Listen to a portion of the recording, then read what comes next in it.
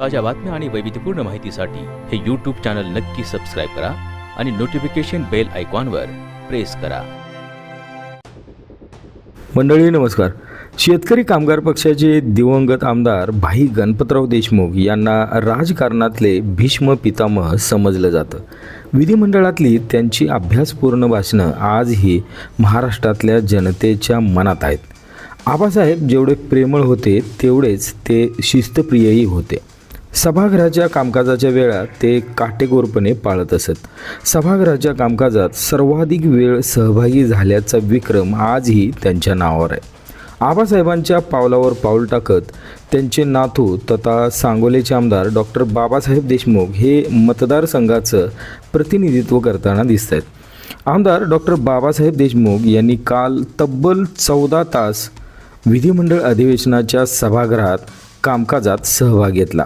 मंडळी, सांगोला शहरातील अंतर्गत रस्त्यांचा प्रश्न, भुयारी गटार यासोबतच म्हैसाळ योजना, वंचित अतिवृष्टीग्रस्तांना मदत निधीची मागणी, शिक्षकांची TET यासोबतच त्यांनी अंगणवाडी सेविका, धनगर आणि बंजारा समाजाचा ST प्रवर्गातील समावेश, पंढरपूरच्या परिसरात सुरू असलेलं ऊस दर आंदोलन अशा असंख्य प्रकारच्या मागण्या काल दिवसभरात त्यांनी लावून धरल्या. स्वर्गीय भाई गणपतराव देशमुख यांच्या कार्यशिस्त, जनसेवा आणि अखंड काम करण्याच्या परंपरेचं प्रतिबिंब आज त्यांचे नातू डॉक्टर बाबासाहेब देशमुख यांच्या कामातून स्पष्टपणे दिसते. मंडळी, त्यावरच आधारित हा स्पेशल रिपोर्ट. भाई गणपतराव देशमुख यांनी सांगोला विधानसभा मतदारसंघाचं सदस्य असताना 1962 पासून या संसदीय आयुधांचा वापर अतिशय चाणाक्षपणे केला.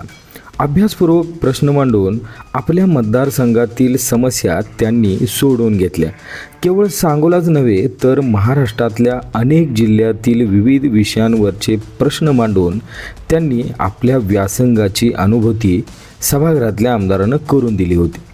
त्यासाठी त्यांनी ग्रंथालयाचा खूप उपयोग करून घेतला. अधिवेशन काळात विहित वेळेतच ते सभागृहामध्ये जात असत. तत्पूर्वी ते किमान 1 तास ग्रंथालयात जाऊन मागचे संदर्भ पाहून अभ्यास करून सभागृहात पाऊल ठेवायचे. सभागृहातील कामकाजाला इतकं गांभीर्यानं ते घेत असत, कारण जनतेनं आपल्याला कशासाठी पाठवलं याची त्यांना सतत आठवण होत असे. सभागृहात निवेदन करताना आपला मुद्दा पटवून देण्यासाठी आबासाहेब हे अत्यंत अभ्यासपूर्ण मांडणी करत असत. प्रसंगी ताठर तर कधी लवचिकपणा दाखवत आबासाहेबांनी सभागृहाचं कामकाज केलं. स्वतःचा व सभागृहाचा सन्मान राखून ते आपले भाषण करत असत. त्यांची भाषणं आजही अभ्यासली जातात. सभागृहाच्या तणावाच्या वातावरणात त्यांनी आपले चित्त कधीही विचलित होऊ दिले नाही. ते सभागृहात सर्वाधिक वेळ उपस्थित राहत असत. तसेच सभागृहातल्या ग्रंथालयामध्येही ते सर्वाधिक वेळ अभ्यास करत असत. हाही विक्रम त्यांच्या नावावर आज आहे. लोकशाही संस्था मजबूत करून सभागृहाचं पावित्र्य राखून लोकशाहीवरील लोकांचा विश्वास दृढ करण्यात त्यांनी वेळोवेळी पुढाकार घेतला होता. प्रश्नोत्तरांच्या तासामध्ये राज्यातल्या तसेच सांगोला मतदारसंघातल्या विविध प्रश्नांवर आक्रमक होत त्यांनी सरकारला धारेवरी धरलं होतं. त्यांनी कितीतरी प्रश्न सभागृहात मांडले होते. केवळ प्रश्न मांडून ते थांबले नाहीत, तर ते सोडवण्यासाठी शासनाला उपाय सुचवत असत. मंडळी, त्यांचाच आदर्श राजकारणाचा वारसा घेऊन त्यांचे नातू आमदार डॉक्टर बाबासाहेब देशमुख हे वाटचाल करताना दिसत आहेत. नागपूर इथं सुरू असलेल्या हिवाळी अधिवेशनात आमदार डॉक्टर बाबासाहेब देशमुख हे काल तब्बल 14 तास उपस्थित राहिले. सकाळी 9 ते रात्री 11 वाजेपर्यंत आमदार डॉक्टर बाबासाहेब देशमुख यांनी सभागृहात उपस्थित राहून सांगोला तालुक्यातील प्रलंबित प्रश्नांवर ठामपणे भूमिका मांडली. नागपूर इथं सुरू असलेल्या हिवाळी अधिवेशनात आमदार बाबासाहेब देशमुख यांनी सांगोला तालुक्यातील विविध प्रश्न दिवसभर संघर्ष करत मांडले. सकाळी 9 ते रात्री 11 वाजेपर्यंत ते सभागृहात ठाण मांडून होते. जनतेच्या अपेक्षा, विकासकामे आणि प्रशासनातले अडथळे दूर करण्यासाठी ते दिवसभर सक्रिय असल्याचंही दिसले. मंडळी, रात्री 11 नंतर आमदार बाबासाहेब देशमुख यांनी सांगोला विधानसभा मतदारसंघातल्या वंचित अतिवृष्टीग्रस्तांच्या मदत निधीचा प्रश्न लावून धरला होता. मंडळी, सकाळी सभागृह सुरू होताच आमदार डॉक्टर बाबासाहेब देशमुख यांनी सांगोला तालुक्यातील महत्त्वाचे प्रश्न मांडले. तालुक्यातील रस्त्यांचा विकास, कृषी भवन मंजुरी, घरकुलांसाठी वाळू उपलब्धता, भूकर मापकाची रिक्त पदं, तलाठी मंडल अधिकारी कार्यालयासाठी निधी, पाणी पुरवठा योजना, आरोग्य सुविधा अशा अनेक विषयांवर त्यांनी सातत्याने पाठपुरावा केला. आमदार डॉक्टर बाबासाहेब देशमुख यांची ही कर्तव्यनिष्ठ, चिकाटीची आणि जनहिताची भूमिका पाहता तालुक्यातील जनतेत समाधान व्यक्त होताना दिसते. नागपूर येथे सुरू असलेल्या विधिमंडळाच्या हिवाळी अधिवेशनात आमदार डॉक्टर बाबासाहेब देशमुख यांनी दिवसभर सक्रिय उपस्थिती लावून सांगोला मतदारसंघातील विविध प्रश्नांवर आवाज उठवला. स्वर्गीय भाई गणपतराव देशमुख यांच्या कार्यकर्तृत्वाचा आदर्श डोळ्यासमोर ठेवूनच ते आजही जनतेच्या प्रश्नासाठी लढा देत असल्याचं आज दिसून आले. मंडळी, सकाळी 9 ते रात्री 11 वाजेपर्यंत ते सभागृहात उपस्थित होते. शेतकरी, सर्वसामान्य नागरिक आदी विविध प्रश्नांवर त्यांनी आपली भूमिका मांडली.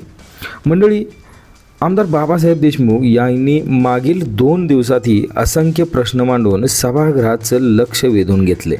नागपुरात सुरू असलेल्या हिवाळी अधिवेशनात मागील 3 दिवसात त्यांनी म्हैसाळ योजनेचा पाण्याचा प्रश्न, मतदारसंघातील रस्त्यांचा प्रश्न, अंगणवाडी इमारती, अंगणवाडी सेविकांचा प्रश्न, माजी सैनिकांच्या सैनिक भवनचा प्रश्न, सांगोला शहरातील भुयार गटार योजना, शहरातील अंतर्गत रस्त्यांचा प्रश्न, शहरातील स्वच्छता तसेच स्वच्छता कामगारांचा प्रश्न, पोलीस पाटलांचा प्रश्न आदी विविध प्रश्न त्यांनी सभागृहामध्ये मांडले आहेत. मंडळी, नागपुरात विधिमंडळाचं सुरू असलेलं हे अधिवेशन येत्या 14 तारखेपर्यंत चालणार आहे. या कालावधीत आणखी काही प्रश्न त्यांच्याकडून मांडले जातील अशी अपेक्षा आहे. मंडळी, आमदारकी ही फक्त दाखवण्यासाठी नसते, तर ती जनतेच्या सेवेसाठी असते. हे भाई गणपतराव देशमुख यांनी संपूर्ण राज्याला दाखवून दिलं होतं आणि त्यांच्याच पावलावर पाऊल ठेवून त्यांचे नातू आमदार डॉक्टर बाबासाहेब देशमुख हे काम करताना दिसत आहे. मंडळी, आमदार बाबासाहेब देशमुख यांनी सांगोला विधानसभा मतदारसंघात आजपर्यंत मोठ्या प्रमाणात आपला जनसंपर्क वाढवला आहे. मंडळी, त्यांच्या आमदारकीच्या कार्यकालातलं हे 3रं विधिमंडळाचं अधिवेशन आहे. मागील 2 अधिवेशनातही आमदार डॉक्टर बाबासाहेब देशमुख यांनी सांगोला विधानसभा मतदारसंघातले अनेक प्रश्न मांडले होते. त्यातील बहुतांशी प्रश्न मार्गी लागले. शासन दरबारी त्या प्रश्नांची दखल घेण्यात आली आणि विविध उपाययोजनाही सुरू असल्याचं दिसते. मंडळी, आमदार बाबासाहेब देशमुख यांच्या आमदारकीच्या काळातलं हे 3रं अधिवेशन अत्यंत महत्त्वाचं आहे. कारण मंडळी, आपल्याला माहीत आहे की सांगोला विधानसभा मतदारसंघ हा दुष्काळी म्हणून ओळखला जातो. इथले प्रश्न इतर तालुक्यापेक्षा वेगळे आहेत. त्यामुळं त्या प्रश्नांचा सखोल अभ्यास करून जनतेमध्ये जाऊन त्यांच्याकडून हे प्रश्न समजून घेऊन आमदार डॉक्टर बाबासाहेब देशमुख हे सभागृहात प्रश्न मांडताना दिसत आहेत. मंडळी, तब्बल 14 तास आमदार बाबासाहेब हे विधिमंडळाच्या या सभागृहात हजर होते.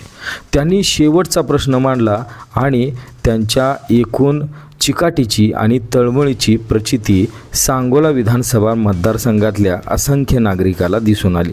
मंडळी, स्वर्गीय भाई गणपतराव देशमुख यांच्या पावलावर पाऊल ठेवूनच आमदार बाबासाहेब देशमुख यांची सुरू असलेली वाटचाल ही आबासाहेबांच्या खरे वारसदार या तत्वाला धरून असल्याचंच दिसते. मंडळी, तुर्तास इथंच थांबूया. धन्यवाद. आणि सप्टेंबर महिन्यामध्ये आमच्या जिल्ह्यात, विशेष करून आमच्या सांगोला मतदारसंघाच्या सर्व क्षेत्रामध्ये अतिवृष्टी झाली आणि त्याच्यामुळं पिकाचं खूप नुकसान झालं. सरकारने 31,000 कोटीच्या ऐतिहासिक मदत पॅकेज जाहीर केलं, त्याबद्दल अभिनंदन आहे. पण लाखो शेतकऱ्यांच्या खात्यावरती अनुदान जमा झालं नाही. बऱ्याचशा वेळा त्या तलाठी, महसूल, कृषी अधिकारी वेगवेगळे कारणं सांगून त्या शेतकऱ्यांना अनुदानापासून वंचित ठेवत आहेत. त्यावर शासनाने त्वरित जे वंचित शेतकरी आहेत त्यांना अनुदान द्यावं. ही शेतकऱ्यांना लोड शेडिंगला माझ्या तालुक्यात आणि सोलापूर जिल्ह्यामध्ये सामोरे जावं लागतंय. सांगोला मतदारसंघातील डाळिंब बागा उद्ध्वस्त झाल्यामुळं कष्टकरी बळीराजा दूध व्यवसायाकडे वळलेला आहे. हजारोंच्या संख्येने मुखी जनावरं आमच्या तालुक्यात आहेत आणि TET कंपल्सरी केली, त्याच्यामुळं प्रमोशन प्रलंबित आहे. ताज्या बातम्या आणि वैविध्यपूर्ण माहितीसाठी हे यूट्यूब चॅनल नक्की सबस्क्राईब करा आणि नोटिफिकेशन बेल आयकॉनवर प्रेस करा.